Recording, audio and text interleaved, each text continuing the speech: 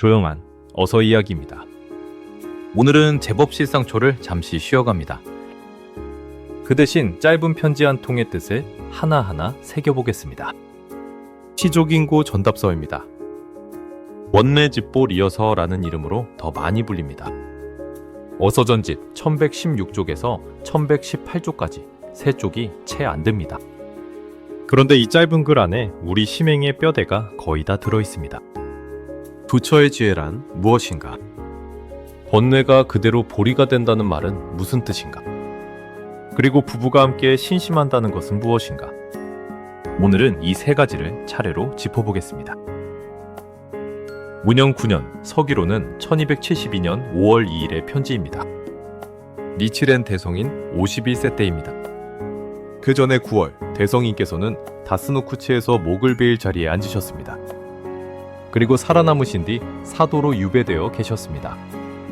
받는 이는 가마쿠라에 있던 시족인고입니다. 이 편지는 답장입니다. 그해 4월 시족인고가 사도까지 대성인을 찾아뵈었습니다. 바다를 건너 죄인이 갇혀있는 섬까지 간 것입니다. 그리고 가마쿠라로 돌아갔습니다. 그 문안에 대한 답으로 쓰신 것이 오늘의 어서입니다.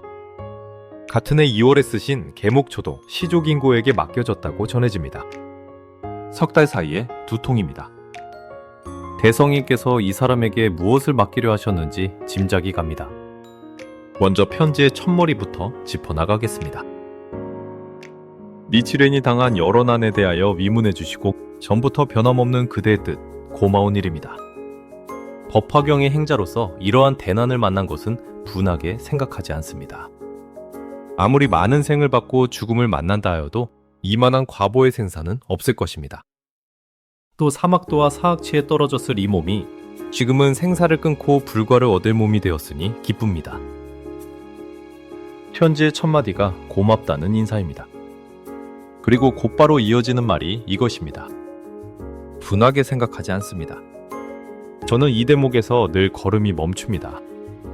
대성인께서는 목을 베일 자리에 앉으셨던 분입니다. 지금 계신 곳은 죄인의 섬입니다.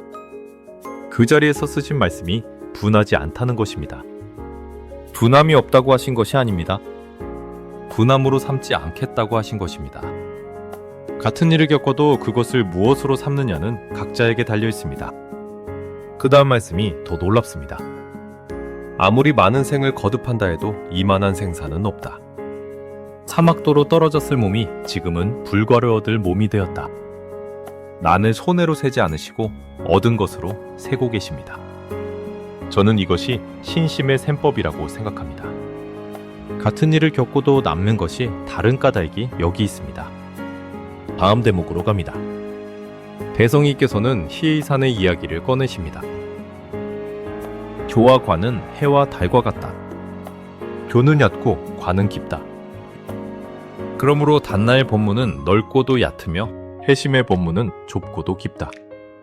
지금 니치렌이 넓히는 법문은 좁은 것 같으나 심이 깊다. 그 까닭은 저 천태와 정교 등이 넓히신 법보다 한 겹 더 들어갔기 때문이다. 본문 수량품의 3대사란 이것이다. 만묘 호른계교의 7자만을 수행하면 좁은 것 같다. 그러나 3세 제불의 사범이시고 치방살타의 도사이시며 일체중생 개성불도의 진함이시니 깊은 것이다. 교와 관이라는 2말이 나왔습니다. 교는 병문과 논석을 글자 그대로 따져가는 길입니다. 차근차근 쌓아 올라가는 공부입니다. 관은 그 법을 자기 마음에서 바로 비춰보는 길입니다. 몸으로 겪어서 아는 쪽입니다. 대성인께서는 이 둘을 해와 달에 비하셨습니다. 어느 하나가 가짜라는 말씀이 아닙니다. 다만 깊이가 다르다고 하셨습니다. 교만 붙들고 있으면 아무리 오래 해도 깨달음에는 닿지 않습니다. 반대로 관만 앞세우면 길을 크게 잘못 들 수 있습니다. 그래서 이 둘은 수레의 2바퀴와 같습니다. 지금 우리에게 그대로 옮기면 이렇습니다. 교학이 한쪽 바퀴이고 금행과 실천이 다른 쪽 바퀴입니다. 한쪽만 구리면 수레는 제자리를 돕니다. 이어서 대성인께서 하신 말씀이 오늘의 첫 번째 고비입니다. 지금 미치렌이 넓히는 법문은 좁은 것 같으나 심이 깊다. 좁다는 말씀을 스스로 하십니다. 만묘호랭객효 7자뿐이니 좁아 보이는 것이 당연합니다. 정전은 84,000법문이라 하는데 우리는 7자를 부릅니다. 남보기에 단출합니다. 그런데 대성이께서는 그 좁음을 변명하지 않으십니다.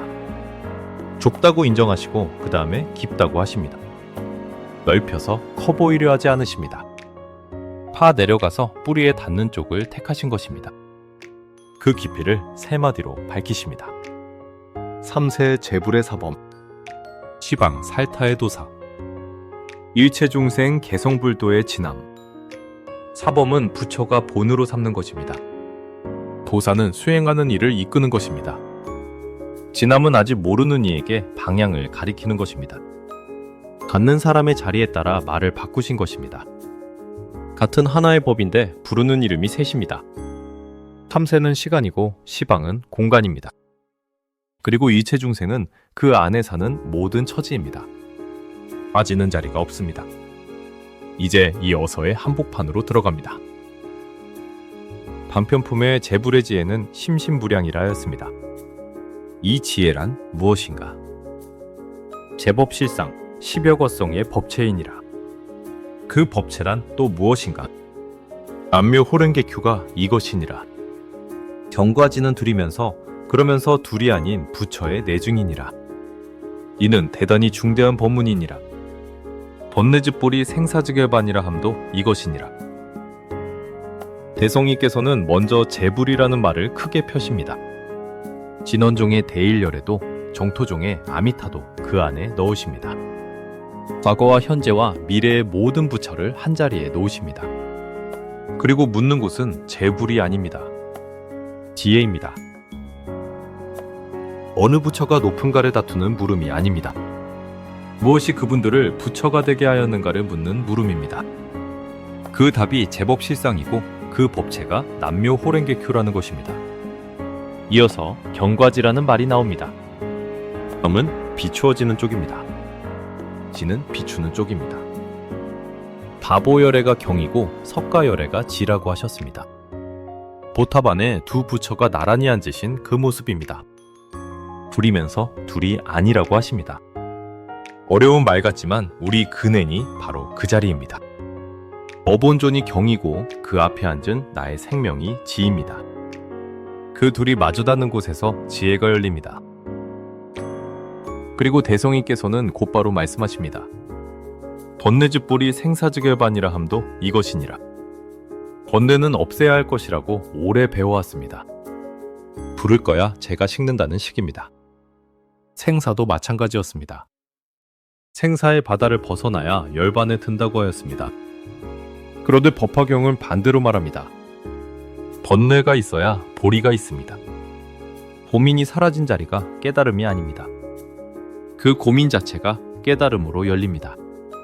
생사를 떠나서 열반이 따로 있는 것이 아닙니다. 생사의 당체가 불생불멸임을 깨닫는 것 외에 생사즉 열반은 없다고 하셨습니다. 저는 이 대목을 처음 배웠을 때 마음이 놓였습니다. 번뇌가 남아있는 것이 신심이 모자란 증거가 아니었습니다.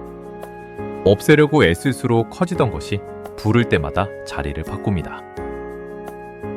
그런데 대성이께서는 여기서 한 걸음을 더 내디디십니다. 바로 남녀가 만나는 그때에 남묘호랭객효라고 부르는 그곳에 번뇌즈볼이 생사즉열반이라 한다고 하셨습니다. 가장 범부다운 자리를 그대로 드십니다. 수행을 위해 따로 마련한 자리가 아닙니다. 두부로 사는 삶, 그 살림 그대로입니다. 이 말씀이 무겁게 다가오는 까닭이 있습니다. 갖는 이가 시조 긴고 처자를 든 무사이기 때문입니다. 산에 들어가라고 하지 않으십니다. 삶을 줄이라고도 하지 않으십니다. 지금 서 있는 그 자리에서 부르라고 하십니다. 그러니 우리 쪽으로 옮기면 이렇습니다. 직장도, 살림도, 병도, 돈 걱정도 물러설 자리가 아닙니다. 그것들이 그대로 부처를 이루는 자리입니다. 편지의 마지막 대목으로 넘어가겠습니다. 법화경의 신심을 관철하십시오. 불을 일으킬 때 도중에 쉬어버리면 불을 얻지 못합니다. 장성한 대신역에 대어 법화종의 시조긴고라고 가마쿠라 안의 상하 만인이 부르게 하십시오. 나쁜 이름조차 남는 법인데 하물며 좋은 이름이겠습니까? 하물며 법화경 때문에 얻는 이름이겠습니까? 부인에게도 이 뜻을 잘 일러 해와 달, 두 눈, 두 날개처럼 갖추십시오. 해와 달이 있으면 어두운 길이 있을 수 있겠습니까? 두 눈이 있으면 새 부처의 얼굴을 뵙는 일은 의심이 없습니다. 두 날개가 있으면 적광의 보찰로 날아가는 일은 한순간일 것입니다. 불을 일으킬 때 쉬면 불을 얻지 못한다. 부싯돌 이야기입니다. 돌을 치다가 손을 멈추면 뜨거워지던 것이 곧 식습니다. 그러면 처음부터 다시 쳐야 합니다. 얼마나 세게 쳤느냐보다 쉬지 않았느냐가 불을 냅니다. 신심에서 이보다 더 정확한 비유를 저는 아직 보지 못했습니다. 많이 하는 것보다 끊지 않는 것이 어렵습니다. 그 다음 말씀은 뜻밖입니다. 법화종의 시조긴고라고 온 가마쿠라가 부르게 하라. 이름을 내라고 하십니다. 신심은 안으로 감추는 것이라고 여기기 쉬운데 그렇지 않습니다. 자기가 사는 그 사회에서 사람답게 살아 증거를 보이라는 말씀입니다. 신심과 생활은 두 칸으로 나뉘어 있지 않습니다. 마지막이 부인에게 이 뜻을 일러 두라는 당부입니다. 해와 달, 두 눈, 두 날개. 셋 다 짝으로만 제 몫을 하는 것들입니다. 눈 하나로도 볼 수는 있지만 멀고 가까움을 재지 못합니다. 날개 하나로는 날지 못합니다. 부부를 그 짝에 견주신 것입니다. 그리고 여기가 이 편지의 제목과 다시 만나는 곳입니다. 가족은 흔히 짐으로 여겨집니다. 번뇌의 씨앗이라는 말도 있습니다. 그런데 대성이께서는 바로 그 짐이 어두운 길을 밝히는 해와 달이라고 하십니다. 부처의 얼굴을 뵙는 두 눈이라고 하십니다. 적광의 보찰로 날아가는 두 날개라고 하십니다. 번뇌의 즙보리를 마지막에 가장 가까운 말로 바꾸어 주신 것입니다. 오늘의 신행에 어떻게 옮기지 세 가지만 남기겠습니다. 첫째, 셈법을 바꾸는 일입니다. 지금 겪고 있는 일을 손해 쪽에 적을지 얻은 쪽에 적을지 정하는 것입니다. 둔하게 생각하지 않는다는 말씀은 참으라는 뜻이 아니었습니다. 이 일이 나에게 무엇이 되게 할 것인가를 스스로 정하신 것입니다. 둘째, 좁고 깊게 가는 일입니다. 우리가 하는 것은 7자를 부르는 일뿐입니다. 만보기에 단출합니다. 그러나 그 단출함을 넓혀서 커 보이게 하려 할 것이 아닙니다. 같은 자리를 더 깊이 파는 쪽이 대성이께서 택하신 길이었습니다. 셋째, 자리를 옮기지 않는 일입니다. 번뇌가 사라진 뒤에 신심하려고 미루지 않는 것입니다. 가장 어수선한 자리, 가장 범부다운 자리가 그대로 그 자리입니다. 오늘 미뤄둔 그 한 가지를 앞에 놓고 앉으시면 됩니다. 그리고 하나 더 있습니다. 곁에 있는 사람에게 이 뜻을 일러두는 일입니다. 혼자 무거운 것을 둘이 나누면 날개가 됩니다. 오늘 함께 새겨본 편지는 3쪽이 안 되는 짧은 글이었습니다. 그런데 그 안에 부처의 지혜가 무엇인지가 있었습니다. 번뇌가 그대로 보리가 되는 이치가 있었습니다. 그리고 부부가 함께 가라는 당부가 있었습니다. 바다 건너 찾아온 한 사람에게 유배지에서 쓰신 답장입니다. 둔하게 생각하지 않는다는 말씀으로 시작해서 두 날개로 날아가는 일은 한순간이라는 말씀으로 끝납니다. 그 사이에 있는 것이 번뇌, 즙보리 4글자입니다. 오늘도 끝까지 들어주셔서 고맙습니다. 다음에는 제법실상총 제8장으로 돌아가겠습니다.